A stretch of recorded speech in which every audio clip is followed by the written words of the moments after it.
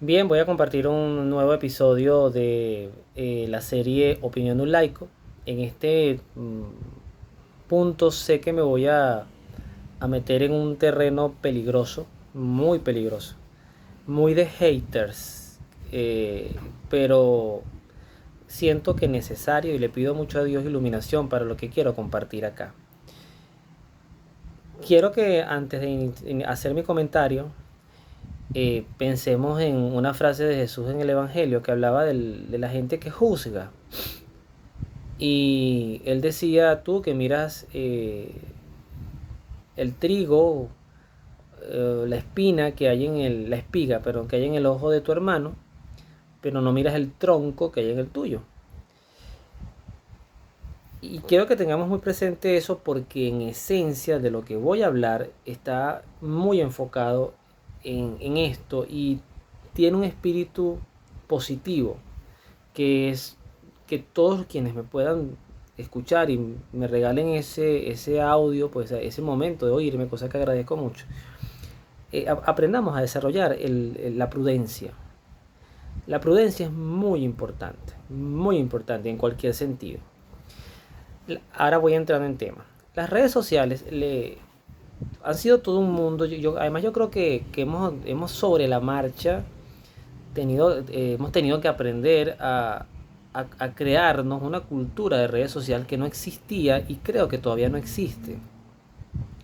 Lo poco que queda en redes sociales cuando vemos sensatez o respeto va muy enmarcado de la propia educación y formación de cada usuario. Sí, puede ser que una que otra vez una de estas redes sociales bloquee a alguien porque dijo una grosería, porque mostró un desnudo, por lo que sea, pero en esencia es más lo que se filtra muy negativo además que lo que realmente es controlado por las redes sociales. El Internet es el Benedicto XVI, el Papa Benedicto lo definía como un nuevo continente que además él pedía que entráramos en el mundo de las redes y los cristianos y bueno, algo dejáramos allí, algo podía servirle a alguna persona que estuviera pasando por cualquier situación y en mi poca experiencia sí puedo decir que eso ocurre. Hay mucha gente a la que le podemos llegar que ni siquiera sabemos que nos está escuchando, pero el tema de las redes sociales es muy complejo y hay muchas personas que han entregado todas sus emociones, toda su vida, toda su manera de informarse, dándole 100% de credibilidad a las redes sociales. Entonces yo tengo familiares que pueden pasar todo un día viendo el teléfono, noticias y no lo entretenerse. Y lo más grave es que puede que todo lo que ven allí lo den como cierto. Mira, que agarra una lechosa, colócala al sol, luego la exprime sobre tu cabeza y eso te va a ayudar a quitarte la caspa. Y eso es cierto, eso es científico porque está en una red social. Estoy poniendo un ejemplo loco. No es que eso lo haya visto así, no vayan a hacerlo de la lechosa, por favor. Pero eso es muy delicado porque mucho tiempo después de que las redes sociales estaban circulando, en lo particular fue que yo vi términos como fake news o noticias falsas. Y yo particularmente sí tengo un método para verificar noticias que sencillamente es colocarla en Google en la sección de noticias y ver si hay portales que con cierto nivel de credibilidad que uno le pueda hacer seguimiento y ver si publican lo mismo. Si no está publicado, rara vez esa noticia es cierta. Entonces, no se vayan de una. Es como el tema del salario mínimo. Todos los años en Venezuela aparecen publicaciones de aumento del salario mínimo que son mentiras. Pero hay gente que te discute y te pelea que sí porque lo publicaron, porque lo dijeron, porque lo pusieron en una red social. Segundo punto. Primer punto, Jesús y su palabra del juicio. Segundo punto, las redes sociales. Tercer punto. Los venezolanos, los que hacemos vida en Venezuela, los que no nos fuimos del país, a veces internamente o desde el exterior nos juzgan muy duro. eh, Porque, por ejemplo, pusieron presa a Rocío San Miguel, una acreditadísima y reconocida defensora por los medios, yo no la conozco. Yo nunca me la he cruzado ni siquiera en la calle para decirle un hola. Pero lo que sabemos de ella precisamente es por medios. Así como lo que sabíamos de Chávez era por medios, así lo que uno veía cosas, noticias y tenía impacto en tu vida directo, pero conocer a la persona, saber tomarnos un café con ellos, habrá gente que escuche esto y me diga, yo sí lo conocí porque yo sí me tomé no un café, 3 cervezas, bueno, bienvenido tu conocimiento, pero yo no. Y la mayoría de la gente que yo conozco de mi país, políticos, de oficiales o de oposición, es por redes sociales. Yo no trato con prácticamente ninguno. No puedo, yo he conocido algunas personas y las he conocido menos por su rol de político que por su rol humano. Pero de ahí a decir que uno conoce gente, no. Entonces, ocurre lo de Rocío San Miguel y a la par, por ejemplo, hubo dos eventos en Caracas para mí de cierta trascendencia. Uno fue el concierto de Luis Miguel, que yo no fui, porque además yo no soy muy de salir. Quien me conoce sabe que mi esposa me echa mucha broma, yo sí que voy a salir y sobre todo en la noche, bueno, para mí eso es todo un protocolo, para mí eso es una logística interna. Yo tengo que organizarme en esquemas, el dinero que tengo que llevar, dónde me voy a quedar, dónde voy a estacionar si llevo vehículo, o sea, muchas cosas que otra gente no, otra gente sencillamente agarra sus llaves y sale y no critico, o sea, pero yo tengo mi manera de ser. Entonces conmigo es más complejo las salidas, pero de vez en cuando salgo, muy poco, pero salgo. Se da el concierto de Luis Miguel muy asociado a la fecha en que estaba el tema de la noticia de Rocío San Miguel y empezaron a salir en las redes sociales todo este tema de crítica que los venezolanos, por eso es que estamos como estamos, porque están pegando brincos en donde Luis Miguel tomando cerveza, como si nada estuviera pasando, porque bueno, eso a la par, ¿no? Eso pasa por allí. Y luego viene un concierto que sí fui, en parte porque también fue gratuito, que lo ofreció una alcaldía de Caracas, no voy a decir su nombre porque no quiero entrar en temas de marcada, de fijación política, no es el propósito ni el espíritu de este video. Lo ofrece una alcaldía de Caracas, es un homenaje a un artista que sí voy a nombrar porque le tengo mucho respeto como artista, tampoco lo conozco como persona, que es Giordano. Está celebrando sus 40 años de vida artística, se presentó con Cenzo Di Marzo, que es el hijo de Evio, fue el telonero del concierto, un concierto que empezaría Giordano en tarima 8:15, 8:30 y terminaría como eso de las 11 de la mañana, más o menos. Ahí estuve prácticamente hasta el final, mucha gente, pero era el mismo ruido, ¿no? O sea, el mismo ruido en Caracas todo está normal, mira los venezolanos que se quejaban, la gente, y el que se fue quizás mira eso de lejos y dice, bueno, pero ya va, o sea, yo me fui de mi país porque cuando yo me fui, y sí, en años 2015, 16, 17, 18, la escasez, no se conseguía nada, la inseguridad, no había futuro, incertidumbre, X cosas, yo la gente que se fue del país la entiendo perfectamente. No voy a entrar en juzgar. Yo no me iría de mi país, en mi protocolo de vida, de repente sin algunas seguridades, como tener un trabajo. Yo tengo familia, entonces no me voy a aventurar con ellos y tampoco me voy a ir sin ellos. No, no soy de ese estilo. Aunque uno diga, de esta agua no beberé, porque no sabes mañana qué necesidades te puedan caer. De repente las personas que sí lo hicieron, tuvieron esas necesidades que yo no veo ahorita en mi vida. Por eso no entro en juzgarla. Pero la gente que ve eso afuera y ve que uno hace el nocturneando, que por ejemplo es que tú puedes recorrer algunos municipios de Caracas o algún municipio de Caracas de noche y puedes y de hecho salí de noche, llegué tardísimo a mi casa y paseaba por algunos sectores y eran locales full, la gente cantando karaoke, bailando, disfrutando la vida. Si vamos a hablar en un contexto muy religioso, pues bueno, mira, las juventudes de nuestros tiempos, o sea, ya yo no entro en ese esquema, yo tengo yo ya estoy en la década de los 40 cuando hago este video, pero todos que pasamos por esas etapas, pues sabemos que parte de la esencia del mundo es que los jóvenes se buscan diversión, buscan pasarla bien. Ya entrar en los temas morales de cómo hacerlo no es propósito de este video. Hay toda una moral cristiana, pero no la quiero abordar en este video. Quizás más adelante o ya lo he abordado en otros momentos. Pero la necesidad de divertirse, de socializar, de hacer vida, me parece que es algo respetable en el ser humano. Y el venezolano tiene derecho a buscar su espacio de saneamiento mental. Porque ¿qué ocurre? Si uno se va a la justicia no es que no nos importe la vida de los demás y no nos sufre, no nos ocupe el dolor de los demás. Pero no todo el mundo tiene una red social que lo apoye cuando lo arrestan, cuando le matan a un familiar, cuando le violan a una hija. Hay gente que vive sus suplicios y tú no ves en las redes sociales que eso salga, porque sencillamente no tiene que salir porque tú y yo no somos figuras públicas.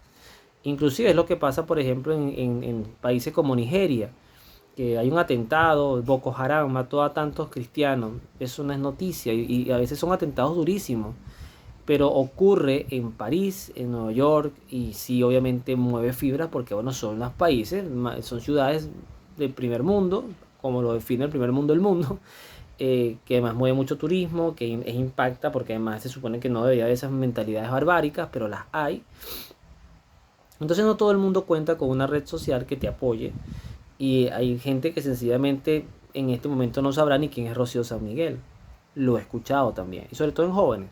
Los jóvenes no les interesa la política. Yo le perdí gusto al político, y es algo que estoy interiorizando y entrando en meditación, porque aquí no se trata solamente, en mi caso, en mi posición política, de sacar a nadie o de sacar a alguien por sacarlo.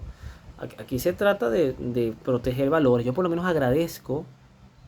agradezco en mi país que todas las cosas malas que tenemos, que sí las tenemos, y todo el daño que se hizo, porque sí se ha hecho daño. Pero en mi país, por ejemplo, hasta el 2024 no ha habido una ley a favor del aborto, ni del matrimonio homosexual, ni de la eutanasia. Ni se persigue a la iglesia católica. Ha habido persecuciones a algunas figuras de la iglesia, pero aquí la gente hace culto, camina, hace procesiones, y eso yo lo disfruto. Hay otros países donde eso prácticamente se extinguió, y son países del primer mundo. Países donde se retiran las cruces de los salones de clase porque ofenden a los que no son cristianos, aunque la mayoría sea cristiana. Países donde hay templos emblemáticos del viejo continente que están prácticamente ya los están convirtiendo en museos porque nadie va a la misa. Entonces todos tienen sus luces y sus sombras. Yo creo que los venezolanos también tenemos derecho a disfrutar y a sanear, a despejar la mente, porque además lo que nos quedamos en el país, o insisto, uno porque no pudieron irse, no encontraron la forma de irse, otro porque yo no me lo planteé de verdad nunca, y tampoco he visto la oportunidad tengo a muchas amistades afuera, muchísimas. Yo creo que yo me quedé sin amigos en Venezuela prácticamente, muy pocos, para lo que implica el contexto palabra amigo. Prácticamente se me fueron todos, gente de iglesia, gente con la que yo hacía vida, proyectos, y se me fueron del país. Entonces no, yo les mando un caluroso abrazo y espero que la estén pasando bien, y que se hayan asentado y hayan encontrado lo que estaban buscando. Pero los que nos quedamos aquí, que hemos vivido las verdes y las maduras, que hemos pasado momentos muy, muy, muy duros, donde yo vivo ahorita, por ejemplo, hay cierta paz, el tema delincuencial, hay cierta paz. No es que no hay una paz absoluta, no es que no haya inseguridad, cuidado con eso, sí la hay.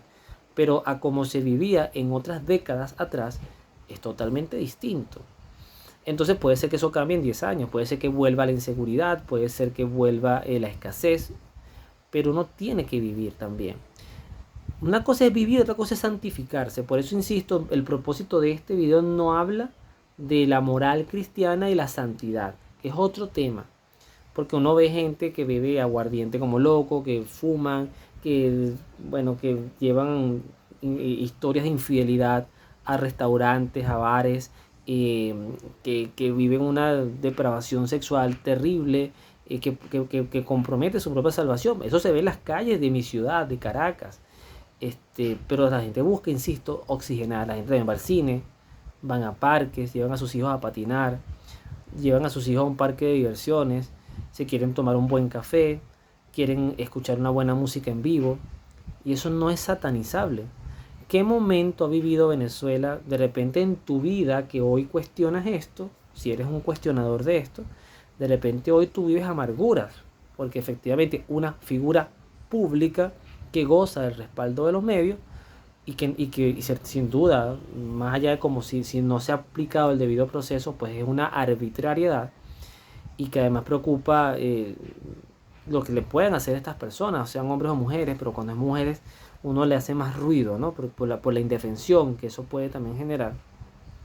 Eso por una parte importante, pero también está la otra parte de que de repente cuando otras personas que no tienen medios y han tenido que vivir en barrio por años, calarse tiroteos, pranes, cobro de vacunas, día tras día, semana tras semana, y cuando otros estaban bien, y sí, aparecían por televisión y tenían ciertos privilegios en su vida, no miraron a esas personas. Y eso es por eso que cuando uno habla de la división social, y algo que impulsó muy bien Hugo Chávez, que fue marcar la división y el pobre contra el rico, y tú por tu culpa que yo soy pobre, eso en la izquierda ha funcionado por décadas, ¿no? Eso ha sido la explotación de la imagen de la pobreza y tomar banderas del necesitado para llegar al poder y después te olvidas de él. Eso lo hacen prácticamente todos los gobernantes del mundo. Y por eso yo le he perdido ese fanatismo a la política. Yo lloraba cuando perdía a mis candidatos, casi nunca ganaron. Y yo lloraba y me trasnochaba esperando unos resultados. Ya no. Porque saben que me ha servido a mí vivir, disfrutar mi familia. Dejar esas amarguras de la política, de las noticias en la calle, en las redes, que no me interesa además algunas ni leer. Y llevar en mi casa a Dios, al amor, al compartir, porque después esas amarguras, ninguno de esos políticos cuando lleguen al poder, los que vayan a llegar, y cuando salgan los que tengan que salir, ninguno de ellos se va a acordar de Luis Terrazzi o de la persona que sea. Ni siquiera van a saber si yo, Luis Terrazzi, si yo no lo digo públicamente, por quién voté o no voté. Eso no les va a importar. Entonces eso es como los equipos del deporte, del béisbol. Uno grita y quedamos campeones. Y bueno, yo también he hecho eso. Yo soy fanático del deporte. Pero esa gente no sabe quién soy yo. Entonces el entretenimiento me entretiene. Y ese es el placer que a mí me da. Es el feedback que me da. Pero hay otras cosas que no. Si hay otras noticias y otras realidades que me contaminan mi vida, pues la recomendación es sacarla y dejar todo en las manos de Dios. Quizás nos va a sorprender saber y conocer que parte de todo lo que ha vivido Venezuela, y yo lo creo así, ha sido un plan de Dios. Como lo fue el reinado de Nabucodonosor, caldeo, que el que desterró al pueblo de Israel, pero un rey que sirvió a los propósitos de Dios. Y que llegó un día y se le apareció el Señor con una voz estruendosa y le dijo: Nabucodonosor, hasta hoy llegó tu imperio. Eso está en el libro de Daniel, cuando lo convirtió en bestia. Dice que estuvo, creo que fue un año, no sé cuánto tiempo estuvo en la selva comiendo con los animales. Hasta hoy llegó tu imperio. O las palabras de Jesús a Pilato: tú no tendrías poder sobre mí si no te hubiese sido dado de lo alto. Entonces yo creo que es más recomendable dejar de vivir la vida de otros. Dejar de estar como unos tontos criticando lo que hacen los demás y sencillamente ocuparnos en evangelizar, porque el que evangeliza no se ocupa en la vida de una persona, se ocupa en un mensaje de salvación general para todas las personas. Y además, ocuparnos de nuestras propias vidas, ver el tronco que tenemos en nuestro ojo antes de ver la viga del que está en el ojo de tu hermano. O la paja, ya me acordé, pero lo dije mal. Antes de ver la paja del ojo de tu hermano, ver la viga o el tronco que hay en el nuestro. Por eso es que hay cosas que hay que dejárselas a Dios en oración sincera y en paciencia. 70 años duró el destierro de Israel. ¿Sirvió? Sí. De ahí salió una generación conocida como los Anawim, o los pobres de Yahvé. Una generación de la cual, por ejemplo, una de las que protagonizó esa generación fue María Santísima, Simeón, la profetisa Ana, el mismo San José. Gente que materialmente no tenía nada, pero supo ser feliz porque supo confiarle todo a Dios. Creo que esa es la gran lección. No sé si se entenderá la idea de lo que quise decir, pero los venezolanos que hemos llevado más de 2 décadas complejas, pero hay que ser honestos. Antes de esas 2 décadas también hubo 40 años donde sí hubo mucho desarrollo, pero también creció muchísimo la pobreza. ¿O es que esos cerros habitados fueron en los tiempos de revolución? No. Los cerros habitados y los pobres descuidados, no mirados, fueron los que llevaron al poder a un hombre como Hugo Chávez. Y esa visión no se tuvo. Pensábamos que teníamos el toro agarrado por los cachos. Y no era así. Así que dejémosle a Dios el futuro, la realidad. Oramos por las personas que están injustamente detenidas, entre ellas Rocío San Miguel, si fuese el caso de aplicar pues el tema que se desconoce. A todo esto es tan incierto todo, pero yo no dudo de la credibilidad y la reputación de esta señora, que otra gente de medio la debe conocer y debe dar fe que es una mujer íntegra, no lo dudo. Pero yo no entro en el juego de las opiniones de gente que no conozco. Porque el que tiene, Arturo Uslar Pietri lo decía muy, muy proféticamente: las guerras del futuro no van a ser por petróleo, va a ser por información. Y el que maneja la información va a manejar el mundo. Y esto lo agrego yo. Y va a manejar tu vida y mi vida si tú le das demasiada importancia a las redes sociales. Ojo con eso. Que Dios te bendiga. Nos vemos en la oración.